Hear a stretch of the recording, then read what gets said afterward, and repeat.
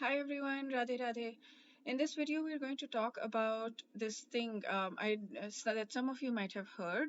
I first heard it through Landmark Forum, but of course, this is a very common, basic personal growth tenet, and that is that you can either love or be loved, or you can be right.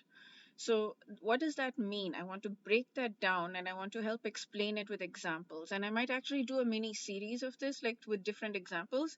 So, when I had done this, I'd done Landmark about 10 plus years ago, and I hadn't understood this concept at all because they hadn't given any real life examples of that. And it was just all theoretical. And I was like, I don't understand what that means. How do you explain that? So, now I'm going to explain it with examples so that it's clear because now I understand it on a much deeper level, and now I can explain it in a much deeper level as well, much clearer way. So let me give an example right now. There was a situation where it's many different situations that can apply to. So I'll clarify that. There was a situation where I said I'm going to place this particular thing in this spot, and this person that I was telling this to, he was like, but I thought you'd be placing it at this spot because I guess he thought that that place was better suited for it. And I said, no, that spot is meant for something else. So I just said that. And so I was like, okay, I'm waiting for whatever I'm waiting for, and I'm going to place it whenever it comes. Whenever it arrives, I'm going to place it at this spot.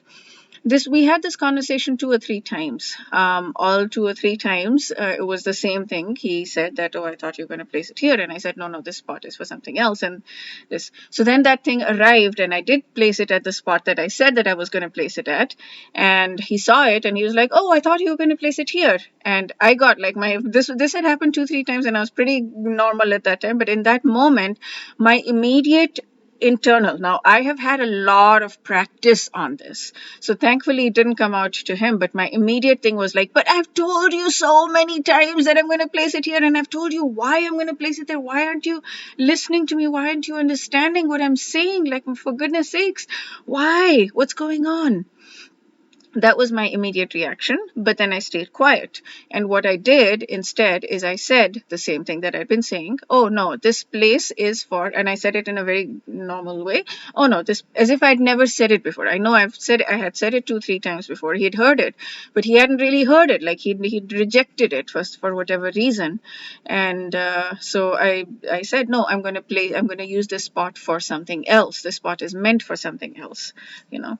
So, and then it got quiet. But what I learned at that time, what I realized at that time, is that that initial reaction that I had that made me realize that this is what it was all about, is the only purpose it would have served for me to say, but I've told you that before, would have been to feed my ego. And it feels so good to say that. Like it's so easy and effortless to say that. And it feels like we should be able to say that to people, right? Why shouldn't we be able to say that, like in a nice way, but I've told you that before, like, then in a whatever way, like, but the thing is, and but you need to look at who you're talking to as well. Some people might be able to handle it a lot more, like if depending on the relationship you have with the person, and depending on the person themselves, and how secure they are within themselves and things like that, or how all kinds of factors in that situation. But in most situations, it doesn't help to do that. And I would say almost all situations, it doesn't help to do that. The only purpose it serves is to feed your ego and to subtly put the person down. Right? There is nothing that you gain from it. The person is not going to gain anything from it. You're going to gain nothing from it. In fact, you're going to withdraw. You're going to harm yourself because you're feeding your ego. And the moment you feed your ego, you're creating suffering within yourself, because ego is not like the place to live in for human beings is humility, not being a doormat, having good boundaries, but humility, not ego. And this is just pure ego. There is absolutely nothing to gain and everything to lose by doing this. So and the person is not going to be helped in any ways, right? This is not an actionable item for the person to improve on or anything. The person just was not able to understand, and now they're seeing, okay, they'll understand or not understand, whatever. But if you treat the person with love and say, oh no, that spot is for something else, and this is where I'm going to be putting this, and that you just say it. And so it's the same thing, right? Like it's the same thing with the other situations too. For example, if somebody asks a question 2 or 3 times, and then you're like, but I've already answered this question, why are you asking me this over and over again? That kind of thing. It does not serve any purpose. It does not serve any purpose at all. The best way to do that, handle that situation, is simply answer it again, because clearly the person did not remember. For whatever reason, the person did not remember, and I forget like things like that all the time. And I am so appreciative if I'm asking the question and the person simply answering without saying, but I've already answered this. That it gets pretty old when people say that, but I'm like, okay, I'm sorry, but I don't remember, can you please explain again?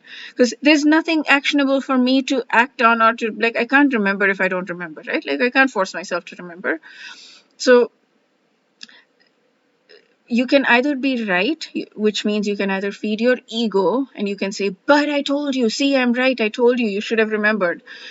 You're shooting all over other people, as Tony Robbins says, or yourself. Or you can love. And by not doing that, all of this, you are creating a deeper connection with the person. You are loving the person. You are not putting them down. You're not making them feel bad about themselves. And all these are subtle things. We're so used to doing things like this. We grow up doing things like this, and we think that it's normal. But it doesn't have to be normal, because these tiny, tiny little interactions make a huge difference in the relationship that you have with the person.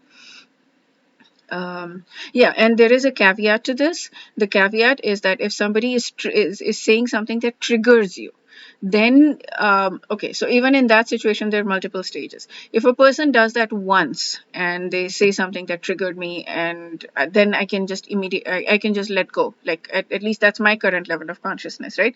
And we need to act from our current level of consciousness. So the whole concept, the whole point of having this discussion, is to raise our current level of consciousness. So if the person is saying the same thing over and over again, and each time it's triggering me for some reason, because it's creating some insecurity, it's pulling on some insecurity in me, and that person is asking about something that I'm already insecure about, then I will talk to the person. And only if it happens multiple times, maybe more than 2 times, maybe third time, I'll talk to the person about it, and I'll say, hey, um, please don't say it like this, because it's pulling. Ideally, I would not. Ideally, I would just let go, and find ways to just ignore it, so that it doesn't come up again. But if I'm not able to, then I will talk about it and say, hey, um, please don't say something like this. So that is the caveat, because we don't want to traumatize ourselves either. We don't want to traumatize the person. So if, when we can hold it, like in something like this, we should be able to easily hold it. Like, there's nothing to say, oh, but I've told you that so already, and why are you doing this? So there's no benefit to anyone. And but in that situation, the benefit is to me that I will not be traumatized over and over again, because the person is pulling on my insecurity by saying something. So then there is a benefit to conversation about it. So yeah, that's it for this video. I hope that helped. Wish you a day filled with personal growth and spiritual growth. Radhe Radhe.